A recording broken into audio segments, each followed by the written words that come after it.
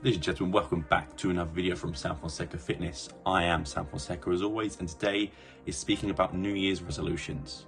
So, this video is going to be top 5 things to do when starting off your New Year's resolutions.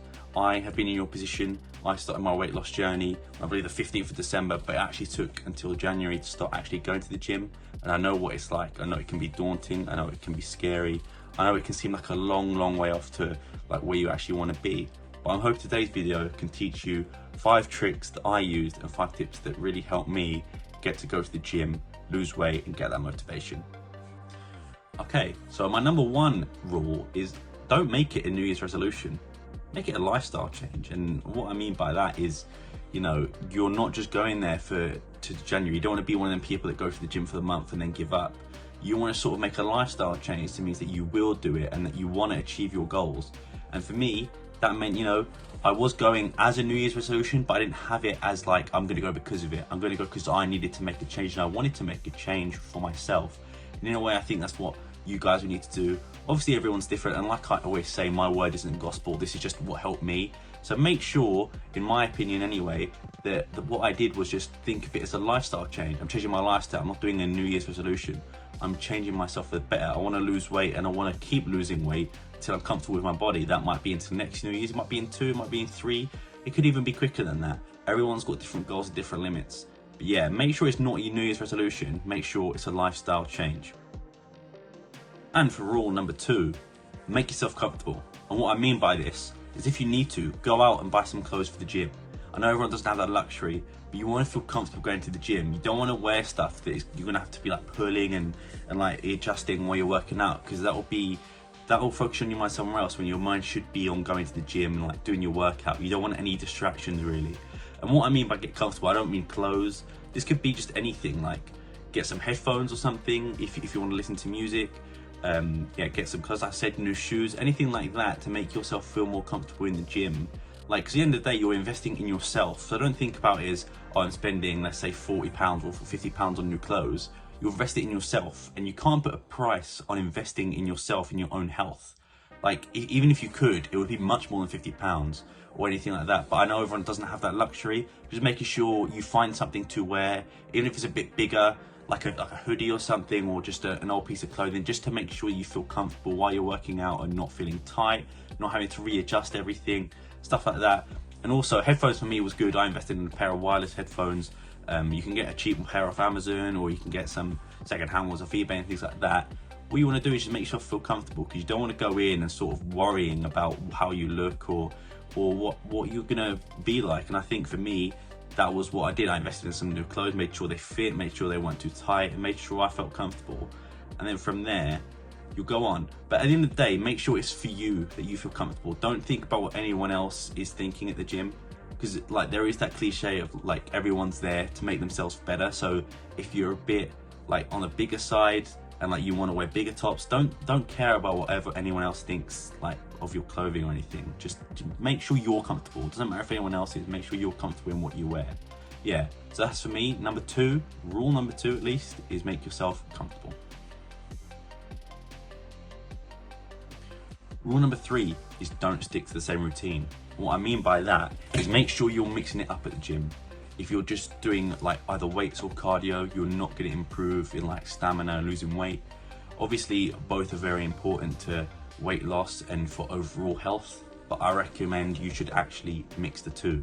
And I know it can seem daunting lifting weights, especially for me at the start. You see all these other people lifting weights and you might think, oh, maybe it's not for me. But genuinely, it'll improve your body and it'll help with your weight loss. Doing cardio after cardio after cardio session isn't going to help your weight loss, because you need that mixture. And also, if you keep doing cardio every single day or every single time you go to the gym, your legs are going to hurt because you're not giving the rest of your body a workout, and it's going to make yourself get injured. You're going to be sore, you won't want to go to the gym, won't want to go to work out. So make sure you're switching it up. What I do, I split my groups into 2 separate sessions. So I go back and biceps on Monday, chest and triceps on the Tuesday. Wednesday, I do shoulders and abs, and I make sure I do 20 minutes of cardio at the end, just to sort of get it out of my system, even go up to half an hour if you wanted. But yeah, make sure you're mixing it up. Rule number 4, the penultimate rule, is to make sure you track everything you're doing. What I mean by this is keeping a fitness diary. You might see a lot of people in the gym with a notebook and pen, or people on their phones. What I did is use the Notes app in the iPhone to make sure I was keeping track of all my exercises. What I mean is, when you're lifting a certain weight, let's say you're doing a rowing machine, check what weight you're doing, put it in the notes bit, and then make sure you're trying to sort of bolster it up every time. Obviously not every time you go to the gym, but so next time you go, okay, I've lifted 20 kg, today I'm gonna try 24, I'm gonna try 22, 25, etc. You wanna make sure you keep a note on everything. One, so you can see what you're actually lifting, or for example for cardio, how far you're running, how many calories you're burning, how many miles you run, etc. like that. But you also wanna see, because in a month's time, you might be able to lift more than that, you might be able to run more than that, things like that. And it's also a good sort of measurement to be like, this is progress, because obviously if you lift more, you're either getting stronger or you're losing more. Like when you run, like you're losing more weight when you run further, you run faster. What I recommend, I've seen a lot of people with the pen and like the notebooks and stuff, like actual ones, and like that's fair enough, but for me it just means an extra thing to carry, so I just use my phone, since everyone's going to have a phone anyway. But a lot of people have fitness journals. I would recommend starting one if you haven't, just so you can jot down everything you're doing. Some people do it daily, some people do it sort of every week. They try to do the same thing and then they level up as they go to the gym. But for me, it really helped. I'll just get my notes up quickly for you and I'll show. Hopefully it doesn't invert the camera or something like that. But I'm just getting up here.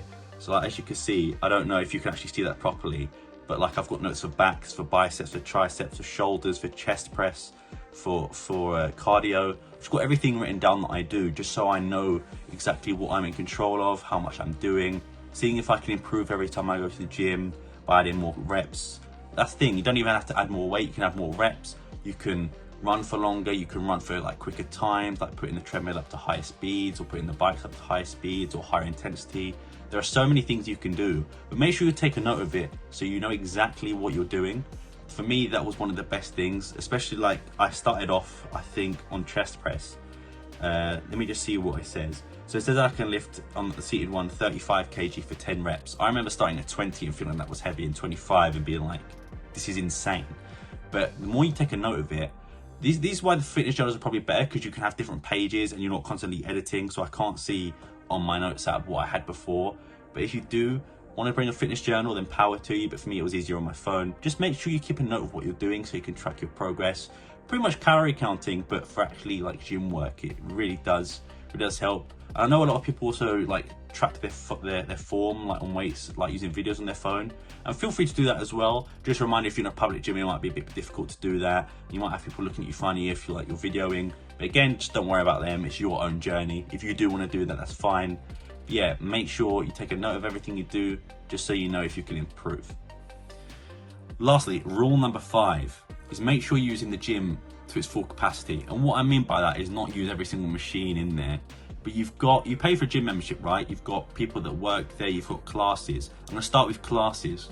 Genuinely, one of the best ways to keep going to the gym is sign up for those classes. I'm pretty sure I go to Pure Gym, and all of the like classes, including like the normal membership, there are some ones you have to pay extra for, but a lot of the ones like spin and like bump and ton stuff, which personally I don't do, but I do the spin. I've done the spin one a few times, and for me it was really good.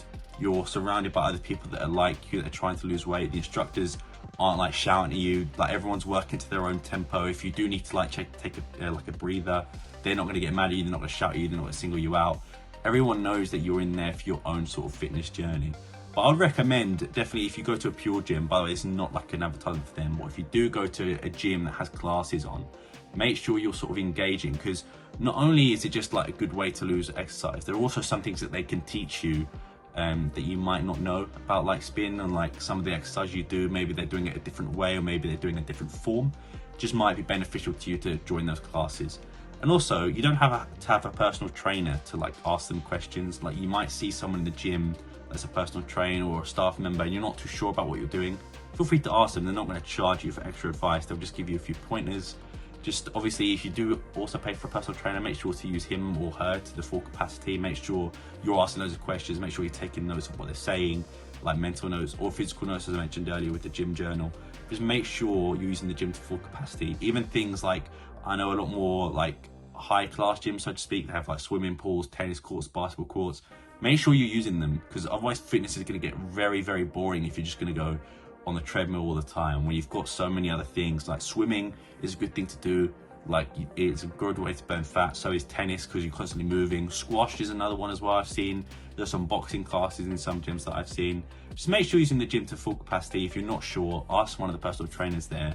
I'm sure they'll be able to help. But yeah, make sure you're signing up for these classes and make sure you're using the gym to your full capacity. And that concludes this video, guys. Please leave a like and subscribe if you did enjoy. I really had fun making this video, and literally, I promise you, this is everything I've done since the start of my weight loss journey. Again, I'm not qualified in any of this. This is just me. This is what I've done to help lose 5 stone in a year. If you haven't checked that video out, my introduction is also in the description below, and also there's another video on my channel which is the 5 best things and worst things to do for weight loss. Feel free to check that out. But as always, my word isn't gospel. This is just what helped me. It might not help you. Everyone's on their own journey, as I say, and everyone will find their different ways to make themselves feel more comfortable. If you did enjoy, or you did actually like any of the stuff I said, please feel free to follow me, subscribe. Hopefully we get to 50 subscribers in the next few months. I've got a special video planned if that's the case. But yeah, thank you very much for watching. I hope you enjoyed, and peace.